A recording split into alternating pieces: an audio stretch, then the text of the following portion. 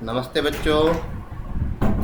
आज हम समाजशास्त्र विषय कक्षा 12 पाठ नंबर 2 भारतीय समाज की जनसांख्यिकीय संरचना, जो ये हमारा भारतीय समाज का निर्माण हुआ है, जो जनसंख्या है उसकी क्या संरचना है, आज हम उस टॉपिक पर पढ़ने जा रहे हैं। सबसे पहले चैप्टर को पढ़ाने से पहले इसकी अध्याय की रूपरेखा देख लेते हैं। इस चैप्टर में क्या क्या चीज़ें हमें पढ़नी है। नंबर 1, जनसांख्यिकीय संबंधी कुछ सिद्धांत एवं संकल्पनाएं। उसमें सिद्धांत दिए गए हैं, किस किस के होंगे। माल्थस का जनसंख्या वृद्धि माल्थस का जनसंख्या वृद्धि का सिद्धांत, जनसांख्यिकीय संक्रमण का सिद्धांत, सामान्य संकल्पनाएं एवं संकेत। नंबर 2 क्या कहते हैं, भारत की जनसंख्या का आकार और समृद्धि, यानी जो भारत की जनसंख्या है उसका आकार कैसा है और कैसे इसकी वृद्धि हो रही है। फिर कहते हैं भारतीय जनसंख्या की आयु और संरचना। फिर कहेंगे इसमें भारत में गिरता हुआ स्त्री पुरुष अनुपात, यानी से हम अगर बात करें इसका नाम दूसरा हो सकता है लिंग अनुपात। साक्षरता कितनी है भारत में, कितने लोग पढ़े लिखे हैं, कितने स्त्री पुरुष पढ़े लिखे हैं, इसके बारे में हम चर्चा करेंगे इस टॉपिक में। फिर आगे करेंगे ग्रामीण और नगरीय विभिन्नताएं क्या होती है, नगर और गांव में जो अंतर होता है उसके बारे में भी चर्चा इसमें ही की जाएगी। फिर लास्ट में जो बात करें भारत की जनसंख्या की नीति बनी थी के ऊपर भी इससे बात की जाएगी। सबसे पहले अगर हम परिचय की बात करें बच्चों, परिचय में क्या दे रहे हैं, जनसांख्यिकी तथा जनसांख्यिकी, जानकीकी और तथा जनसांख्यिकी, यानी डेमोक्रेसी जनसंख्या का एक व्यवस्थित अध्ययन है। कहते हैं डेमोक्रेसी जो है जनसंख्या का जो है एक जो हमारी जनसंख्या है उसको जानने का एक व्यवस्थित अध्ययन है। जनसांख्यिकी के लिए अंग्रेजी शब्द डेमोग्राफी, यानी डेमोग्राफी प्राचीन ग्रीक भाषा के दो शब्दों से बना है। जनसांख्यिकीय कौन कौन से शब्दों से बना है, जो सबसे पहले कहेंगे ग्रीक भाषा का जो शब्द है वो है डेमोस, और दूसरा शब्द है ग्राफी से बना है। और डेमोस का मतलब होता है लोग और ग्राफिक्स का अर्थ होता है विवरण। अर्थात अगर हम इसका अर्थ निकालें, डेमोग्राफी का अर्थ निकालें लोगों का विवरण। आज हम क्या पढ़ने जा रहे हैं बच्चों, इसमें लोगों का विवरण, मनुष्यों का विवरण। क्या पढ़ रहे हैं बच्चों इसमें अगर हम इस पे फुल लाइन करें, मनुष्य लोगों का विवरण।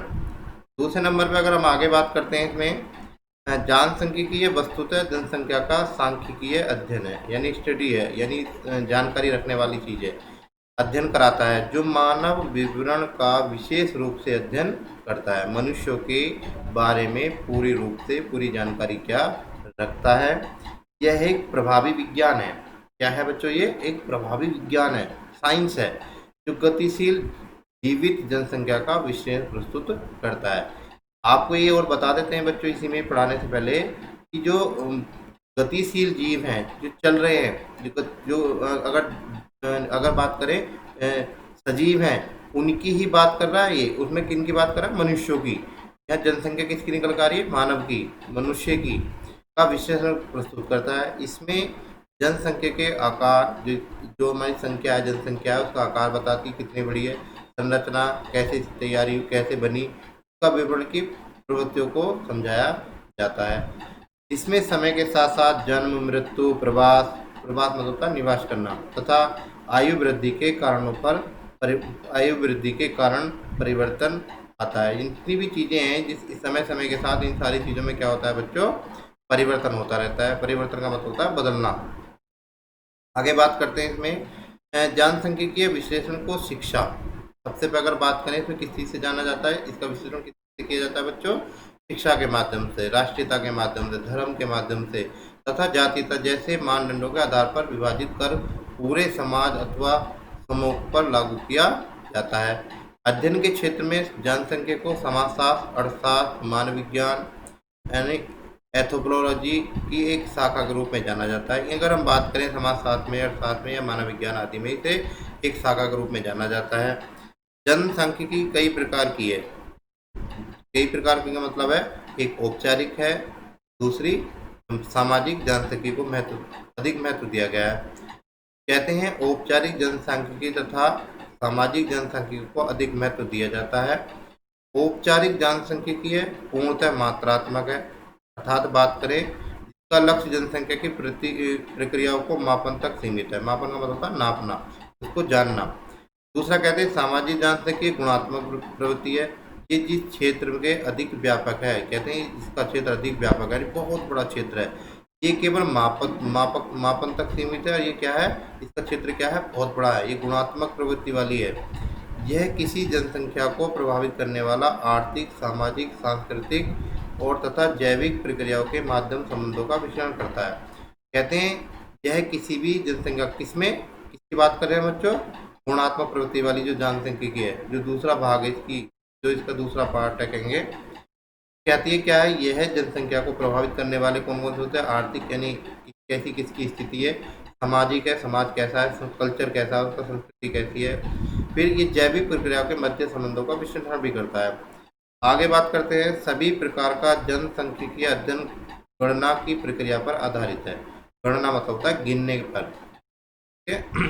फिर कहते हैं इसका नाम क्या कहते हैं, जनगणना। जनगणना मतलब मनुष्यों की जन की क्या होती है, गणना करनी, उन्हें गिनना का सुव्यवस्थित रूप आंकड़ा संग्रहण जैसे व्यवहार सम्मिलित है। आंकड़ा संग्रहण में होता है उसकी पूरी जानकारी को इकट्ठा करना। फिर कहते हैं बच्चों इसके आधार पर एक प्रक्षेत्र में निवास करने वाले लोग, अगर हम का थोड़ा सा मैं हाईलाइट कर दूँ, इसके आधार पर एक प्रक्षेत्र में निवास करने वाले लोगों की संख्या तथा उसमें समृद्ध आंकड़ों का पता लगाया जाता है। इसे क्या कहते हैं, जनगणना। जो निवास करने वाले लोग हैं उनके बारे में यहाँ जानकारी ली जाती है। फिर क्या कहते हैं समाजशास्त्र के अध्ययन में जनसंख्या का अत्यधिक महत्व रहा है। समाजशास्त्र को जो हम पढ़ते हैं उसके अध्ययन करने में हमारा जनसंख्या का अधिक महत्व रहा है। समाजशास्त्र के उद्भव तथा एक पृथक अकादमिक विषय के रूप में भी स्थापित होने में जनसंख्या को श्रेय दिया जाता है। कहते हैं इसे सुव्यवस्थित या इसका उत्पन्न होना, इसको एक समझने का प्रयास करने के लिए जनसंख्या को श्रेय दिया जाता है। 18वीं शताब्दी के अंत में दशकों के दौरान यूरोप के लगभग एक समय में दो महत्वपूर्ण प्रक्रियाएं घटित हुई थी। कहते हैं 18वीं शताब्दी के अंतिम दशकों के समय में, उस समय का जो 18वीं शताब्दी का वर्ष चल रहा था, में क्या हुआ, यूरोप में दो महत्वपूर्ण प्रक्रियाएं घटी थी। पहली क्या थी, राष्ट्र राज्यों का सैद्धांतिक रूप में राजनीतिक संगठनों के रूप में उदय होना। दूसरा सांख्यिका आधुनिक विज्ञान के रूप में उद्भव होना यानी उत्पन्न होना। इस प्रकार से दो ये रूप दिए गए थे। फिर बात करते हैं, ये चित्र दे रखा है बच्चों, देख सकते हैं कैसी हालत है, कैसी स्थिति है जनसंख्या की, कितनी भीड़, कितनी गाड़ियों की हालत। अगर हम बात करें, देखिए हर चित्र में भीड़ ही भीड़ दिखाई दे रही है। ये सब क्या है, जनसंख्या का एक आकार दिखा, बृहद आकार दिखाया गया है। अब बात करते हैं आधुनिक राज्य के कार्य तथा भूमिका का विस्तार आरंभ हुआ। इसमें सार्वजनिक स्वास्थ्य, नीति निर्माण, कानून एवं विधि व्यवस्था अनुपालन, पुलिस कार्य, कृषि तथा उद्योग संबंधी आर्थिक नीति, करारोपण, राजस्व संग्रहण तथा नगरीय प्रशासनिक व्यवस्था को सक्रिय रुचि लेना आरंभ किया गया। कहते हैं आधुनिक राज्य में, आज की अगर बात करें, वर्तमान समय की बात करें, तो क्या होता है कि ये सारी चीज़ें जब प्रारंभ हुई, इसका विस्तार हुआ, सब लोग कार्य में लग गए, तो सब चीज़ में क्या होने लगा बच्चों, इसमें क्या हुआ, आर्थिक नीति बदली, करारोपण वाला होता है, जैसे जो एक नई चीज़ का आना, राजस्व संग्रह होने लगा, पैसे इकट्ठा होने लगा, नगर के अंदर प्रशासनिक कार्य व्यवस्था सुचारू रूप से चलने लगी। फिर कहते हैं राज्य की क्रियाकलाप को प्रभावित रूप से देने के लिए नवीन एवं लगातार विस्तार ग्रहण करने वाले क्षेत्रों में सुव्यवस्थित संचालन के लिए नियमित रूप से सामाजिक आंकड़ों के संग्रह की आवश्यकता महसूस की गई। कहते हैं जितना भी क्षेत्र था उसमें सारे रूप सामाजिक आंकड़ों को इकट्ठा करने के लिए एक आवश्यकता महसूस की गई। इसमें जनसंख्या तथा अर्थव्यवस्था के मात्रात्मक आंकड़ों को भी शामिल किया गया। जनसंख्या और अर्थशास्त्र के जो मात्रक आंकड़े थे उन्हें दोनों को भी शामिल इसमें किया गया। सामाजिक आंकड़ों के संग्रह की व्यवस्था पुराने समय में भी की गई थी, जैसे कह सकते हैं अगर इनकी जनसंख्या पहले भी की गई थी। आधुनिक प्रारूप में 18वीं शताब्दी के अंतिम वर्षों में अस्तित्व में आया। अस्तित्व का मतलब होता है इसका उत्पन्न होना, आना, लोगों को की जानकारी हो जाना।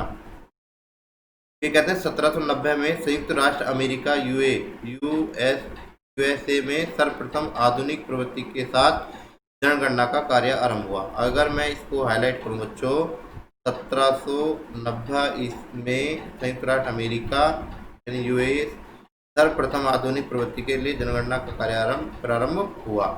इसके बाद यूरोप में विभिन्न देशों में 19वीं शताब्दी के प्रारंभिक दशकों में इसे अपनाया। अगर मैं बात करूं तो की बात करूं दशकों में अपनाया। भारत में पहली बार कब हुआ? भारत में कहते हैं भारत में कब हुआ बच्चों? भारत में पहली बार 1867 से लेकर 72 के बीच जनगणना का कार्य प्रारंभ या संपन्न हुआ। इसे भी मैं हाईलाइट कर देता हूँ एक बार, आपको भी इसका क्वेश्चन आ जाता है कि भारत में जनगणना की शुरुआत कब हुई। इस तरीके का एक क्वेश्चन आ जाता है पेपर में, और शुरुआत इसकी इस तरीके से है। अब ये भी अंडरलाइन, ये पूरी सारी चीज़ें मैं एक बार इसमें कर देता हूँ। फिर दोबारा इसमें देखते हैं बच्चों कि भारत में पहली बार जो जनगणना का कार्य प्रारंभ हुआ है, संपन्न हुआ, वो 1867 से लेकर 72 के बीच जनगणना कार्य किया गया। किंतु नियमित जनगणना की शुरुआत जो हुई, शुरुआत कब से हुई इसकी? 1881 ईस्वी से। प्रत्येक वर्ष में भारत में जनगणना को इसी रूप में आरंभ किया गया है, जो भारत की स्वतंत्रता के बाद भी यथावत प्रत्येक 10 वर्ष के बाद संपादित की जाती है। आज स्वतंत्र तो हुआ, यानी देश आज़ाद होने के बाद भी ये कार्य किया जा रहा है। अब देखते हैं इसमें कि भारत में पहली बार जनगणना वर्ष 1951 में की गई। क्वेश्चन ये ज़्यादा आता है कि भारत में पहली जनगणना कब की गई, तो कहेंगे भारत में पहली जनगणना 1951 में की गई। अब तक देश में स्वतंत्रता के बाद 7 जनगणनाएं की जा चुकी है। कितनी की जा चुकी हैं? 7 बार जनगणना हो चुकी है देश की। सबसे नई जनगणना वर्ष 2011 में की गई, जबकि अगली जनगणना वर्ष 2021 में की जानी है। इससे पीछे कब की गई? 2011 में। अब कब की जानी है बच्चों? 2021 में। कौन सा वर्ष चल रहा है इस समय? अब चल रहा है 2020। इसके अगले साल आने वाले समय में इसकी जनगणना की जाएगी। भारत में होने वाली जनगणना विश्व की सबसे बड़ी जनसांख्यिकीय आंकड़ा संग्रह का कार्य है। कहते हैं भारत की जनसंख्या के बारे में अगर बात करें तो ये बहुत बड़े आंकड़े रखती है, बहुत आंकड़े का संग्रह करना पड़ता है, इकट्ठा करना पड़ता है। चीन की जनसंख्या भारत से अधिक है। अगर एक क्वेश्चन आ जाए सबसे ज़्यादा जनसंख्या वाला देश कौन सा है बच्चों? सबसे ज़्यादा जनसंख्या वाला देश है चीन। उसके बाद अगर हम बात करें तो भारत का नंबर आता है, किंतु वह नियमित रूप से जनगणना कार्य नहीं किया जाता। चीन में क्या होता है बच्चों? नियमित रूप से जनसंख्या कार्य या जनगणना कार्य नहीं किया जाता। चीन में अंतिम जनगणना 2010 में हुई थी। इसके बाद में अभी तक कोई जनगणना वहाँ पे नहीं हुई है। फिर कहते हैं जनसंख्या आंकड़ों का महत्व योजनाओं के संचालन तथा राज्य की नीति के क्रियान्वयन, विशेष रूप से आर्थिक विकास तथा लोक कल्याण के लिए किए जाने वाला कार्य व्यवहारों के लिए अत्यधिक है। जब ये कार्य किया जाता है ना, जनसंख्या आंकड़े इकट्ठे किए जाते हैं, योजना बनाई जाती है, नीति तैयार की जाती है, इसके कार्य को कैसे संपन्न किया जाता है, ये सारे महत्व रखता है। पहली बार जब सामाजिक आंकड़ों का संग्रह किया गया तो इसमें समाजशास्त्र जैसे नए अध्ययन क्षेत्र के लिए एक सशक्त आधार प्रस्तुत किया गया। जब इसकी कहते हैं जनगणना का पहली बार विचार किया गया तो उसमें समाजशास्त्र ने अपने अध्ययन का बहुत बड़ा महत्व रखा। फिर कहते हैं बड़े समुदाय के लाखों लोगों के आंकड़ों तथा सांख्यपरक विशेषताओं के विशिष्ट सामाजिक परिघटनाओं के अस्तित्व को प्रबल और ठोस विमर्श के रूप में प्रस्तुत किया गया, मजबूत किया गया, और अपने विचार विमर्श यानी मजबूत विचार रखे गए। राष्ट्रीय स्तर पर अथवा राज्य स्तर पर यद्यपि प्रत्येक 1000 की जनसंख्या पर मृत्यु दर के आंकड़े अलग अलग व्यक्तियों के मृत्यु के आंकड़ों पर निर्भर करते हैं। क्वेश्चन आ जाता है बच्चों कभी कभी कि भाई मृत्यु दर और जन्म दर क्या होती है, किस प्रकार की क्वेश्चन बनता है, क्या किस तरीके के बारे में पूछा जा सकता है। वैसे कभी भी जब ये क्वेश्चन पूछे जाते हैं तो उसका आंकड़ा जब निकाला जाता है 1000 व्यक्तियों के ऊपर ही इसकी प्रक्रिया की जाती है कि 1000 व्यक्तियों में से कितने स्त्री हैं, कितने पुरुष हैं, कैसे हैं, कितने बच्चों ने जन्म लिया, कितने बच्चे मरे। अगर बात करें सूत्र के माध्यम से 1000 की जनसंख्या का नाम ही लिया जाता है। इसके बाद एमिल दुखी का जो सिद्धांत है वो क्या कह रहे हैं? एमिल दुखी ने आत्महत्या संबंधी सिद्धांत इस संदर्भ में एक श्रेष्ठ उदाहरण है जिसमें विभिन्न देशों में आत्महत्या दरों पर पाए जाने वाला अंतर का विश्लेषण किया गया है। दुखी के अनुसार आत्महत्या की दर अर्थात प्रत्येक 1 लाख जनसंख्या पर आत्महत्याओं की संख्या को सामाजिक प्रवृत्तियों के आधार पर स्पष्ट करना आवश्यक है। भाई 1 लाख व्यक्तियों के आधार पर जो आत्महत्या करते हैं लोग, उनके आधार पर इसके आंकड़े निकालने चाहिए। ये किसने कहा है? एमिल दुखीम ने कहा है। आत्महत्या के मामलों में परिस्थितियों एवं कारणों को पृथकता के बावजूद इसका सामाजिक प्रभाव लगभग संपन्न होता है। अगर हम आज बात करें आत्महत्या होती क्या है बच्चों, पहले ये जान लेते हैं। आत्महत्या स्वयं को, अपने आप को मार देना, अपनी मृत्यु स्वयं कर लेना। किसी भी चीज़ से हो सकती है। उन्होंने कहा है कि जो मामले आते हैं इसकी परिस्थिति को जानना चाहिए, इसके कारणों को जानना चाहिए, इसके बावजूद सामाजिक प्रभाव पर लगभग ये संपन्न होता है। औपचारिक जनसांख्यिकी तथा जनसंख्या अध्ययन में विस्तार क्षेत्र में बीच अंतर को प्राय प्रकाशित किया जाता है। औपचारिक जनसंख्या का संबंध जनसंख्या परिवर्तन के घटकों के विश्लेषण तथा उनकी गणना से भी है। इसके अंतर्गत परिणात्मक विश्लेषण पर ध्यान दिया गया है, यानी रिजल्ट के आधार पर दिया गया है। इसके बाद गणितज्ञ विधि को स्थानीय यानी कहते हैं गणितज्ञ जो विधि होती है यानी मैथ के माध्यम से भी इसे स्थान दिया गया है। जनसंख्या वृद्धि में और उसके परिवर्तन में पूर्वानुमान लगाने के लिए अत्यधिक क्या होता है उपयुक्त प्रविधियों को अपनाया जाता है। जैसे कह सकते हैं परिणात्मक विश्लेषण भी किया जाता है और गणितज्ञ विधि का प्रयोग भी इसमें किया जाता है। दूसरी ओर सामाजिक जनसंख्या के अंतर्गत जनसंख्या संरचना परिवर्तन का पता वृहद रूप से लगाया जा सकता है। वृहद मतलब बड़े रूप से लगाया जा सकता है। सामाजिक जनसंख्यावादियों का मानना है कि सामाजिक प्रक्रिया तथा संरचना जनसंख्या प्रवृत्ति को नियंत्रण करती है। ये सही बात है बच्चों। सामाजिक प्रक्रियाएं जो होती हैं, समाज की जो क्रियाकलाप होता है, समाज की जो जानकारी होती है, सामाजिक जो शिक्षा होती है, ये सारी चीज़ जनसंख्या को जो प्रवृत्तियाँ होती है, जो आदतें होती है जनसंख्या की, उन सारी चीज़ों पर क्या करती है, नियंत्रण करती है। जनसंख्या को रोकने का काम भी ये करती है। समाजशास्त्रियों की तरह से वे उन सामाजिक कारणों को पता लगाते हैं जो जनसंख्या रुझानों को नियमित रूप करते हैं। समाजशास्त्री क्या करते हैं बच्चों, इसमें वो सारे उन कारणों को जानने का प्रयास करते हैं जिन कारणों से जनसंख्या नियमित रूप से बढ़ती है।